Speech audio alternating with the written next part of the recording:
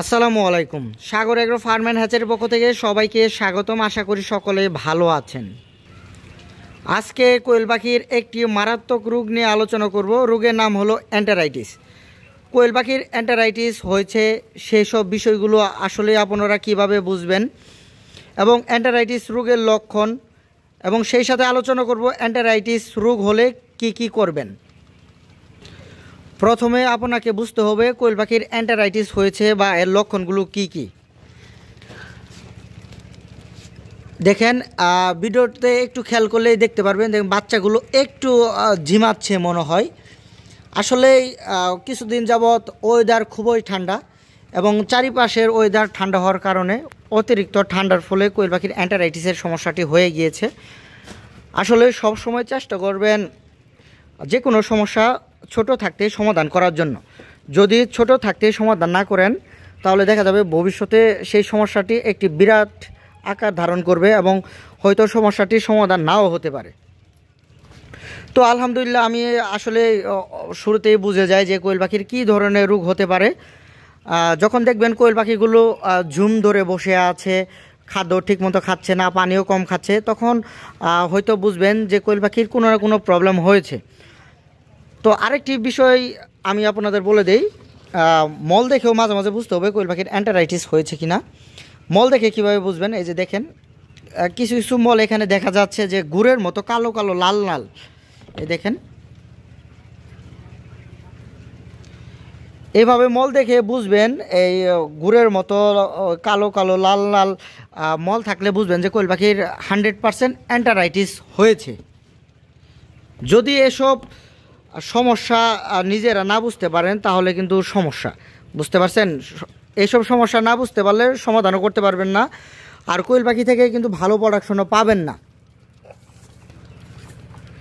তো আসলে আপনারা এখন বুঝতে পারছেন যে কোয়েল পাখির এন্টেরাইটিস রোগের লক্ষণটা কি। এখন আলোচনা করব মেইন যে বিষয়, এর প্রতিকার কিভাবে করবেন। আপনাকে আমি যে দুটো মেডিসিন বলবো, এই দুটি মেডিসিন খাওয়াতে হবে।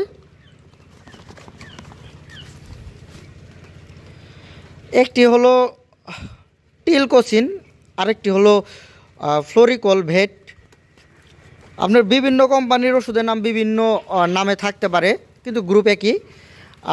যেটা টিলকোসিন সেটা হলো টিলমাইকোসিন, এই গ্রুপের ওষুধ। আর যেটা ফ্লোরিকল, এটি হলো ফ্লোরফেনিকল গ্রুপের ওষুধ। আসলে বিভিন্ন কোম্পানির বিভিন্ন নামে ওষুধ থাকতে পারে। সর্বপ্রথমে এই টিলকোসিন এই মেডিসিন নিয়ে আমি আলোচনা করব। আসলে এই মেডিসিনটা কিভাবে খাওয়াবেন, কতদিন খাওয়াবেন, এই বিষয়ে ধারণা দেওয়ার চেষ্টা করব। অবশ্যই এই মেডিসিনটি 3 বেলায় খাওয়াতে হবে, মিনিমাম 4 থেকে 5 দিন 3 বেলায় এই মেডিসিনটি খাওয়াবেন। এর পরিমাণ হলো 2 লিটার পানিতে 1 মিলি। অনেকেই ওষুধের পরিমাণ মিস্টেক করার কারণে হয়তো দেখা যায় তাদের রোগগুলো ভালো হয় না এবং দেখা যায় যে পাখিগুলো অসুস্থই থাকে। তো আসলে মেডিসিনগুলো যেই অনুপাতে খাওয়ানোর দরকার সেই অনুপাতে খাওয়াবেন। অবশ্যই আপনারা বুঝে গেছেন এই টিলকোসিন মেডিসিনটি আপনাদের 4 থেকে 5 দিন এই কোর্সটি করতে হবে। অবশ্যই 2 লিটার পানিতে 1 ml দিবেন, 3 বেলায় দিবেন। এখন আরেকটি মেডিসিন হলো এই যে ফ্লোরিকল। এটি বিভিন্ন কোম্পানির থাকতে পারে, এটি স্কোয়ারের ওষুধ, এসকেএফের ওষুধ আছে বা বিভিন্ন কোম্পানির ওষুধ থাকতে পারে। অবশ্যই ফ্লোরফেনিকল গ্রুপের ওষুধ খাওয়াবেন। এই ওষুধে দেওয়ার নিয়ম হলো 2 লিটার পানিতে 1 মিলি, এটিও 4 থেকে 5 দিন দিবেন।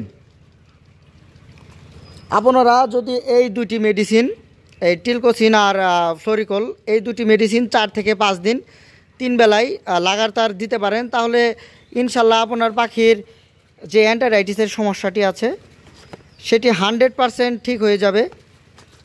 অবশ্যই মেডিসিনের যে পরিমাণ সেই পরিমাণ মতো দিবেন, কখনো মেডিসিন বেশিও দিবেন না, কমও দিবেন না। অবশ্যই এই দুটি মেডিসিন চলাকালীন দুপুরবেলা 1 বেলা লাইসোবিট অথবা এআইবি ভ্যাট অবশ্যই দিবেন।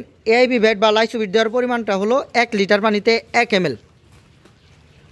দেখেন আমার এখানে পাখিগুলো খাঁচায় খুবই সুস্থ আছে, চারদিকের পরিবেশ ঠান্ডা বিদায় পাখির এন্টেরাইটিস হয়ে গিয়েছে। অবশ্যই আপনারা যাদের খামারে প্যারেন্টস পাখি আছে বা হ্যাচিং করার জন্য ডিম উৎপাদনের বীজ ডিমের যে পাখিগুলো আছে এগুলোকে আপনারা মাসে অন্তত একবার হলেও এই অ্যান্টারাইটিসের ডোজটি করার চেষ্টা করবেন।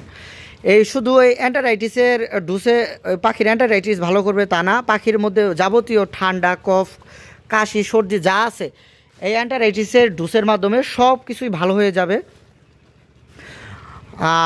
আমি খুব তাড়াতাড়ি এই রোগটি ধরতে পেরেছি বিদায় পাখিকে ইনশাল্লাহ আমি ডোজটি করে দিচ্ছি এবং পাখি ঠিকঠাক মতো সুস্থ হয়ে যাচ্ছে।